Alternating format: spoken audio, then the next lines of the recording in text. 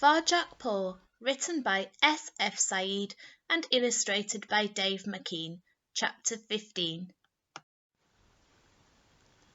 Chapter 15.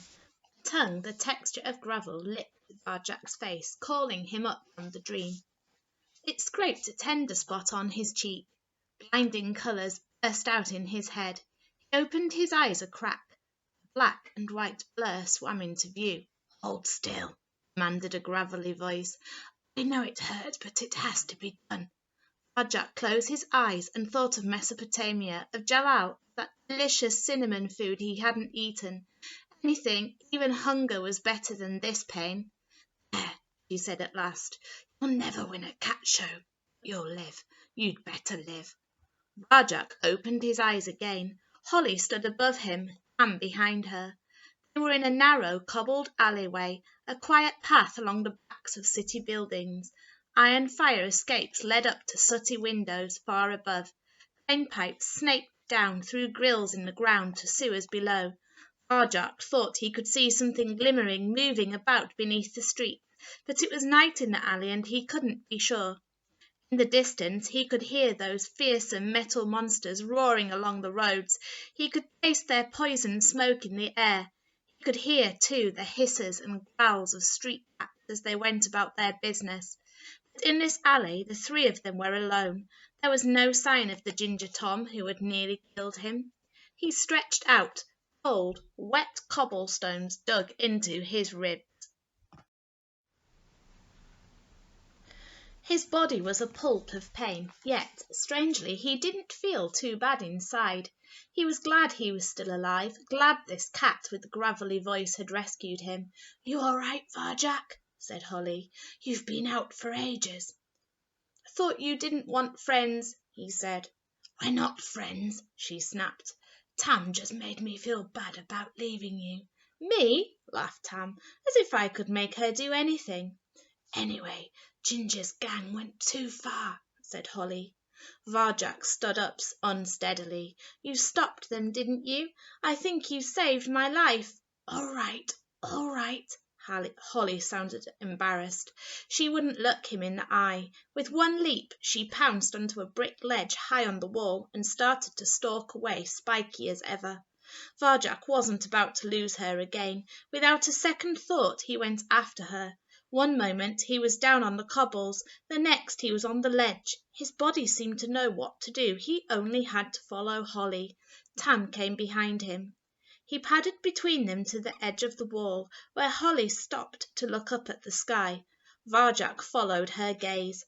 A white wedge of moon glimmered there. It had grown since he last saw it. It was changing, becoming bigger and brighter. Varjak looked down from the sky. "Where are we exactly?" "We're in the centre of the city," said Holly. "No one else knows about these alleys. You're safe here." "Safe from what?" "From the gangs, stupid. On this side of the park. Only the centre is neutral ground. Ginger's gang runs the east. Sally Bones is the boss of the west. Whatever you do, don't try and fight her like you did with Ginger. I don't think anyone could help you if you did that. Ginger's rough, but deep down he's still one of us. But Sally Bones, she's something else." "Shh!" hissed Tam. "She'll hear you." "Don't be stupid," said Holly. "She's everywhere," whispered Tam. "No one's everywhere. It doesn't make sense." "Then how else do you explain it?" said Tam. "You said it yourself. She's not one of us. She's something else." Varjak wondered what she meant, not one of us. That was what his own family used to tell him. "What's so bad about that?" he asked. Tam's eyes widened as she spoke. "She's all white," Holly snorted. "Big deal. You're all brown. So what?" "She can do things no cat can do," said Tam darkly. "What sort of things?" said Varjak. Tam shuddered. "It's dangerous to even think about it." Holly rolled her eyes. Varjak smiled. Tam was always so dramatic.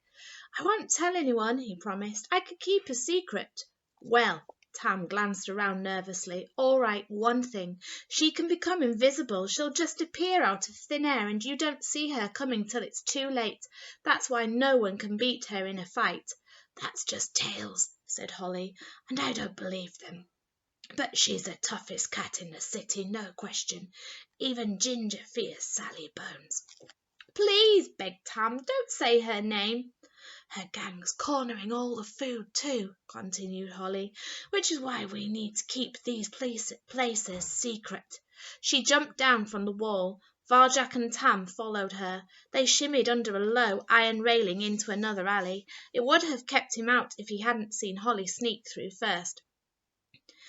"They're moving in on Ginger's turf now. That's why he was so rough when you went for his bins," she said. "Which reminds me," said Tam, "what are we eating? I'm hungry." "Me too," said Varjak. Holly shrugged. "There's nothing here. I've already checked. We could search the park, or we could go hunting." "Hunting means splitting up and going it alone," said Tam. "I want to do something altogether." She looked down. "Besides, hunting's difficult," she muttered. "It's not so hard," said Varjak. "You?" said Holly, squaring up to him. "You know how to hunt?" He wasn't sure. He felt like he did, but he'd only ever hunted in a dream. "I think so." Holly laughed. "You either can or you can't, and I've never met a pet who could." She stared at Tam. "Plenty of street cats can't." "Just because you know a lot," said Tam, "doesn't mean you're great. I'd rather everyone loved me than be some boring know-it-all."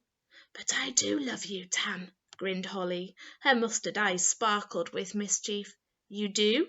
said Tam suspiciously. "Of course I do." Holly sounded very sincere. Tam relaxed and smiled. "Everyone does," continued Holly. Tam's smile grew wider. "And you know who loves you most of all?" "Who?" said Tam. "Who, Holly? Tell me who?" "Sally Bones!" shouted Holly. Tam leapt back, startled. Holly laughed at the shocked expression on her face. Varjak chuckled. Behind her mustard eyes Holly had a sense of humour, but poor Tam hadn't seen it coming, and her shaggy brown coat was standing on end. "That's not very funny," said Tam, as her fur slowly settled. "Come on," smiled Holly. "Let's see what we can find in the park."